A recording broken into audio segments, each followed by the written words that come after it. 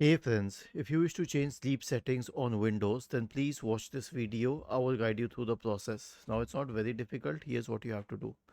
Right click on the start button and select settings from the menu.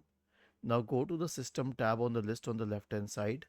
In the right pane, scroll down and select power and battery. And then you can open the power and battery page and then expand the list for screen, sleep and hibernate timeouts.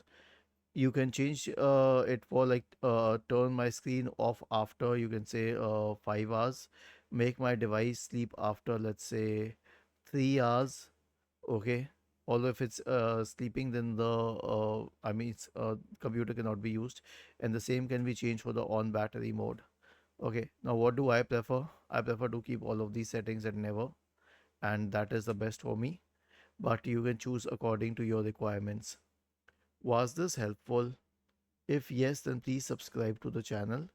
If not, then let us know in the comment section of the video on how we could help you further. Thank you for watching this video and have a nice day.